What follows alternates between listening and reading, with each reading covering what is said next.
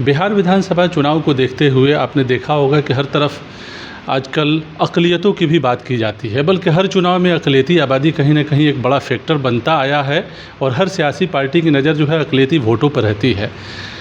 Social media पर देखें तो एक सवाल अक्सर आता है कि अक़लियतों के बीच सियासी शऊर नहीं है, यानी उसको पॉलिटिक्स का पता नहीं है। कुछ लोग कहते हैं कि सियासत में हिस्सेदारी मिलनी चाहिए और अक़लियती आबादी की तरफ से तरह तरह की बातें की जाती हैं। हमारे साथ कई सारे जर्नलिस्ट हैं, वो क्या सोचते हैं। जावेद साहब, अगर आपसे ही पहला सवाल यही करें कि अभी जो मौजूदा वक्त है, क्या करने की ज़रूरत है अक़लियतों को, आप क्या मानते हैं? अक़लियतों का जहाँ तक ताल्लुक़ है, वो सारी पार्टियाँ, यहाँ तक के मुसलमानों का जो एक बड़ा तबका है जो बाशऊर है वो भी, और जो बेशऊर जो कह सकते हैं सियासी बेशऊरी जिसमें है वो भी, ये महसूस करता है बखूबी कि मुस्लिम नुमाइंदगी कम से कम तर होती जा रही है। जहाँ 54 MP हुआ करते थे, आज बड़ी मुश्किल से पूरे 22-21 MP हो गए। MLA जहाँ इतने हुआ करते थे, आज उनकी तादाद जो है घट के इतनी हो गई है कि साहब उसको वैसे क्या कहा जाए उसको कि आटे में नमक के बराबर। और दूसरी जो चीज़ें हैं वो ये कि बहुत खलने वाली चीज़ें हैं कि जो पहले जो मुस्लिम नुमाइंदगी जो हुआ करती थी वो उसके साथ एक आवाज़ भी थी। आज वो आवाज़ कहीं दब के रह गई है। वो अपने पार्टी को इतना तरजीह देता है कि अपने जो उसके मुतालबात या अपनी जो ज़रूरियात हैं वो उस पर वो भारी पड़ जाते हैं। मसलन आज वक्फ बिल है, वक्फ बिल कई लोग, मैं नाम नहीं लूँगा, चिल्लाने वाले ने जब एक चीज़ उनको छोटी सी चीज़ मिल जाती है तो वो खामोश हो जाते हैं और ये लालच दे के वो खामोश कर दिया जाता है। दूसरी चीज़, इसकी वजह क्या है हर आदमी कहता है, लेकिन आज की जो पॉलिटिक्स है वो पहले से बहुत ही अलग है। आज आप मुसलमानों को जहाँ एक तरफ नुमाइंदगी कम है, दूसरी तरफ उनको हर तरह की सौबतें और बर्दाश्त करना पड़ता है। सियासी बेशऊरी की शिकायत जो की जाती है, अभी करने की क्या ज़रूरत है? एक सवाल लोग कह रहे हैं ना कि आप देख रहे होंगे कि सब लोग लिख रहे हैं इसके ऊपर, सब बात कहते हैं लेकिन प्रैक्टिकली कुछ वो वाजे जो है चीज़ें सामने नहीं आती। मैं ये कह रहा हूँ कि उसके लिए ये है कि जो 18% आपकी आबादी है उसको आप मिशन बनाइए 18% आबादी को। ये हमारी 18% आबादी है और इस आबादी के रेशियो में, इस आबादी के तनासुब में हमें वो चीज़ चाहिए। आप ज़ोरदार तरीक़े से, उसी तरीक़े से जब तक आपकी सियासत में नुमाइंदगी नहीं होगी, बाकी चीज़ों में, बाकी शोबाजात में, बाकी डिपार्टमेंट में आपकी नुमाइंदगी वो कम होती ही जाएगी। ये यकीन है, यकीनन है। तो आपके पास फिर हम आते हैं, आप क्या मानते हैं सर? अक़लियतों की आबादी है, जो अक़लियती वोटर्स है, आजकल जो सवाल निकल कर सामने आ रहे हैं, जो राजनीतिक पार्टियां सोचती हैं उनके सिलसिले में, समाज उस हिसाब से नहीं सोचता है। समाज को क्या करने की ज़रूरत है? क्योंकि आप लोग लिखते रहते हैं, हम लोग काम कर रहे हैं माइनॉरिटीज़ के ऊपर, हम लोग क्या सोचते हैं, क्या थॉट रखते हैं पॉलिटिकली, वो क्या कहेंगे आप? अक़लियत के लिए तो समझिए कि जब से देश आज़ाद हुआ है उस समय से अक़लियत को लोगों ने एक वोट बैंक मान लिया कि वो वोट बैंक एक ख़ास पार्टी, चाहे कोई भी तबका जो है पार्टी का, वो सोचा कि बस इसको कुछ प्रलोभन दे करके, कुछ सामान दे करके इसको वोट ले लेना है। वो अपने आर्थिक तंगी, पिछड़ी, सामाजिक और पिछड़ापन के ऊपर कोई ध्यान उसको नहीं दिया गया। बहुत समझिए कि किशनगंज, अररिया, पूर्णिया अभी तक पिछड़ा पड़ा हुआ है, उस पर कोई लोग ध्यान नहीं देता। केवल उसका वोट वो लोग लेने के लिए, जो भी पार्टी हो, कोई MI पार्टी चला जाएगा, कोई दूसरा पार्टी चला जाएगा, कहेगा कि हमको खाली वोट दो। वोट लिया, उसके बाद उसकी पूछ ख़त्म हो गई, कहीं भी उसका नुमाइंदा नहीं अधिकतर है जो तो वोट के अलावा भी तो वो एक तबका है यहाँ अगर देखें जिसकी आबादी 2%, 3%, 4% है, उनके अपने लीडर हैं, बल्कि पॉलिटिकल पार्टी है बाकायदा। और ये इस समाज में कहा जाता है कि भाई 18% या 17% आबादी है, 17-18%, और इनके कोई नुमाइंदे नहीं हैं। उस हिसाब से जो है ये लोग जो है पॉलिटिकल शेयर भी नहीं मिलता है, प्रॉब्लम्स भी लगे रहते हैं। तो एज ए जर्नलिस्ट जो है आप क्या सोच रहे हैं? हम तो सोचते हैं कि मुस्लिम तबका जो है एक प्लेटफॉर्म पर आ ही नहीं रहा। मेन इसका यही कारण है कि उनको विभिन्न जगहों में विभिन्न पार्टों में उनको बांट दिया जाता है कि तुम फलाना हो तो तुम फलाना हो तो तुम फलाना हो, और उनको उस माने हिसाब से नुमाइंदगी भी नहीं मिल रही है। पहले देखिए एमएलए कितने होते थे, एमपी कितने होते थे, आज धीरे धीरे घट करके कितने एमएलए हो गए, कितने एमपी हो गए, और लोग सोच लेते हैं कि इसको पार्टी नहीं देंगे टिकट। खास करके लोग मुसलमानों को टिकट देने से कतराते हैं, कोई भी पार्टी हो आज के डेट में, आज के चुनाव के परिप्रेक्ष्य में यही है कि मुसलमानों को टिकट देना नहीं चाहते कि वो नहीं जीत पाएगा। तो ये एक सवाल है कि इन्होंने कहा कि भाई मुसलमानों को सियासी पार्टियाँ टिकट ही नहीं देना चाहती है। ऐसे में क्या करे समाज, क्या करना चाहिए उसे, किस हिसाब से समाज के जो रहनुमा हैं वो आगे बढ़ें? या रहनुमा ही नहीं है, इस समाज के सभी लोग लीडर बनते हैं लेकिन कोई एक लीडर नहीं है जो सोसाइटी की बात कर सके या सोसाइटी उनकी बात माने? नहीं, सबसे बड़ी बात यह है कि प्रधानमंत्री ने जो एक लाइन खींच दिया है, पसमानदा और गैर पसमानदा, ये सबसे बड़ी मुसलमानों को बांटने की एक नई कोशिश है। प्रधानमंत्री ने कहा कि हम जो पसमानदा मुसलमान हैं उसको हम आगे ले जाएंगे। भाई, ये पसमानदा मुसलमान और गैर पसमानदा मुसलमान क्या होता है? बड़े बड़े लोग हैं जो पार्टी बना सकते हैं, लेकिन वो इतना दबाव महसूस करते हैं अपने ऊपर कि ना वो पार्टी बना सकते हैं ना कुछ काम कर सकते हैं। दूसरी बात ये है कि सियासी पॉलिटिकल जो पार्टियां हैं मुसलमानों को सिर्फ इस्तेमाल करना चाहती है कि आप वोट दे दीजिए, हम आपका काम ख़त्म। नहीं, हम तो ये चाहते हैं कि बिहार में जिस तरीके से अभी जो गणना हुआ है 18% मुसलमान है, उसकी हिस्सेदारी उसकी आबादी के एतबार से दी जानी चाहिए। जब तक हमारी आबादी 18% है, अब उसमें अगर हिस्सेदारी होती है तो हमारे असेंबली में भी हमारे लोग ज़्यादा जाएंगे। जब हमारी नुमाइंदगी ज़्यादा होगी तब हम कामयाब हो सकते हैं। तो सवाल है कि नुमाइंदगी मिले कैसे? ये तो हम लोग जान ही रहे हैं कि इतना % आबादी है, लेकिन नुमाइंदगी देने के सवाल पर जैसे इन्होंने कहा कि भाई टिकट नहीं दिया जाता, ये एक वैलिड सवाल है कि भाई टिकट ही नहीं मिल रहा है तो वो जाएगा कहाँ से? तो सवाल है कि सोसाइटी को क्या करने की ज़रूरत है? वो एक तो लीडर लेस सोसाइटी है, एक तरह से कहें तो सभी लोग रहनुमा बनते हैं लेकिन है नहीं एक्चुअल में, या सोसाइटी खुद ही जो है किसी को नहीं मानती है। ऐसे में क्या करने की ज़रूरत है? आप लोग क्या मानते हैं? मेरा नाम जावेद अहमद हुआ। जहाँ तक मामलात है ख़ास कर के आपको माइनॉरिटी का, तो सबसे बड़ी जो कमज़ोरी और कमियाँ हैं तो अपने एजुकेशन का कमी और अवेयरनेस का। हम लोग के भी हमारे सोसाइटी में लोग के जहन में है कि भाई हमको बस हल्का फुल्का पढ़ लिया और किसी जॉब में चले, कुछ नहीं समझ में तो सऊदी चले गए और दुबई चले गए। लेकिन किसी का भी जहन ख़ास करके अभी के डेट में कि भाई सर एजुकेशन ले लें, एजुकेशन के बाद हम फिर पॉलिटिक्स में आए पूरे मजबूती के साथ। 4 आदमी आए, चलो भाई हमारे साथ आज जुलूस में चलना है, तो झंडा ले लिया, कभी उनका झंडा पकड़ लिया, कभी उनका झंडा पकड़ लिया, लेकिन अपने लिए लीडर पैदा नहीं किया। या जो लीडरान हैं वो लोग सिर्फ ये मिसयूज़ किए। अगर जहाँ पे ज़रूरत पड़ा तो आवाज़ उठाया, उनको कुछ लालच दे दिया गया, चेयर वेयर मिल गया, फिर वो शांत होकर के बैठ गए।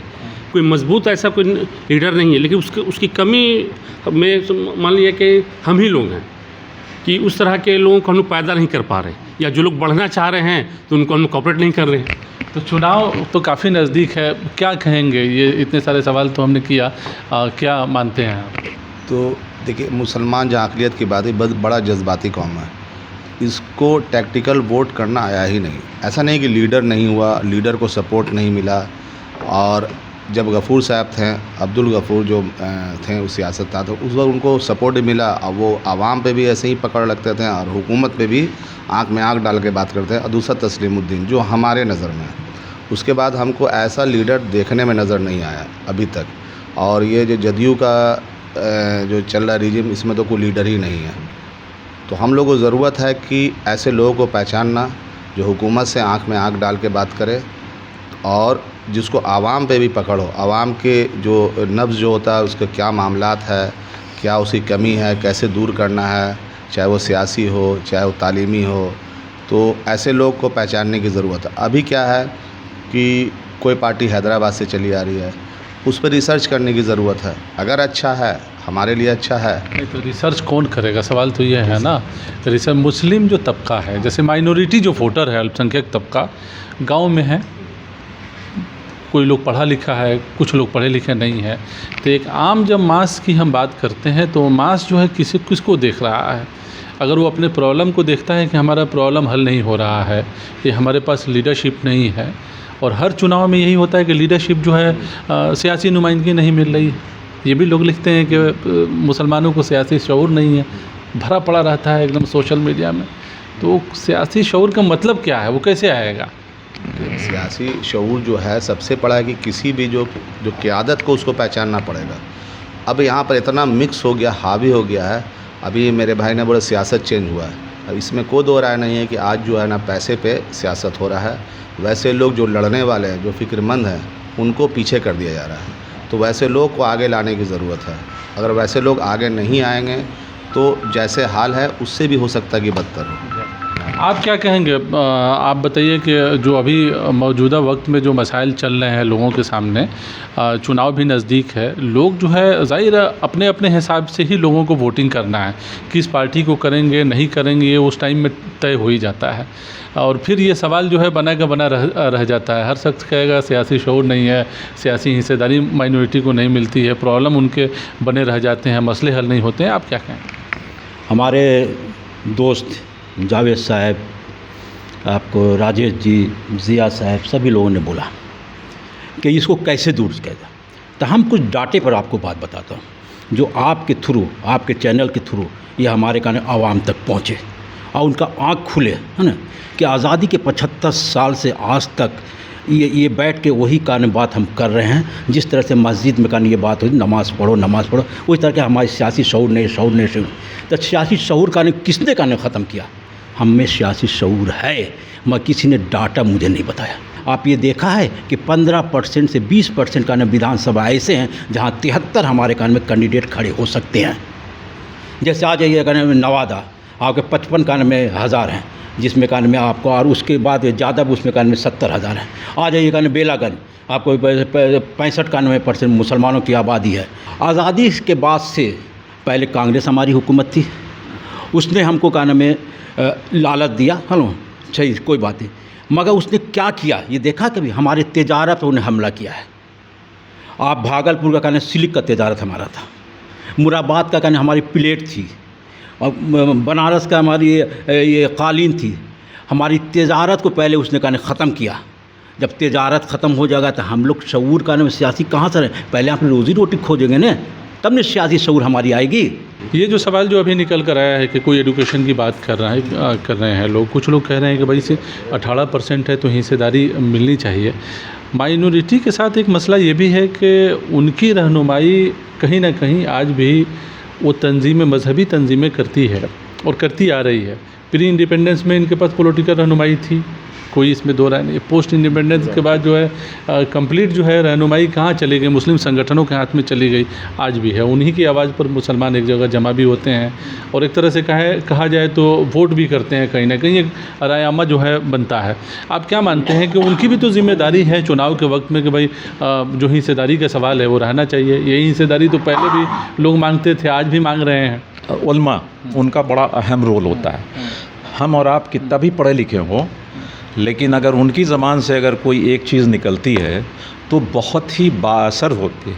और हम वो बात अगर वो उससे ज़्यादा अच्छी कहें, लेकिन हमारी बात को वो दूसरे वो तरजीह नहीं देंगे। नीतीश कुमार भी उन्हीं के पास जाएंगे, मेरे पास नहीं आएंगे, इसलिए कि वो रहनुमा समझे जाते हैं। बिल्कुल। और वो बाशऊर वही समझे जाएंगे।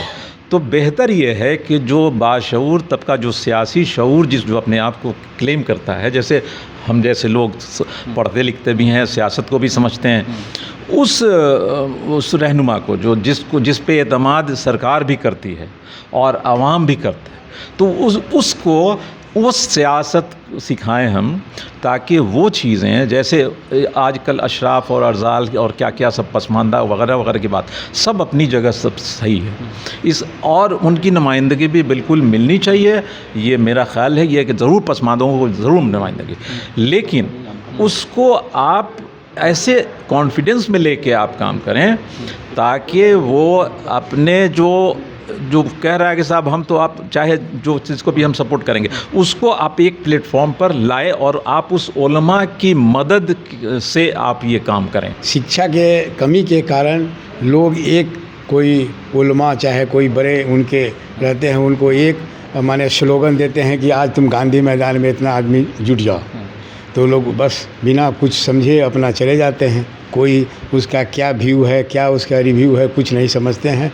बस वो अपना बुढ़िया बिस्तर लेके चले जाते हैं। सबसे कमी है अल्पसंख्यकों में, मुस्लिमों में शिक्षा की सबसे ज़्यादा कमी है। शिक्षा अगर सुधर गया तो सभी लोग समझ लेंगे कि हमारी माने क्या अपने आप को समझने लगेंगे, फिर जो है उस हिसाब से आगे क्या बढ़ेंगे। है, ताकत मेरे क्या है। वोट की ताकत क्या है, हम वोट की ताकत से कैसे लोगों को पलट सकते हैं, कैसे लोगों को हम अपने पक्ष में ला सकते हैं। अगर 18% मुसलमान हैं तो हमको 45 को सीट मिलना चाहिए 243 में, लेकिन कहाँ दे रहे हैं। कोई भी पार्टी 2, 4, 5, 10 दे करके कहता है कि हो गया तुम्हारा।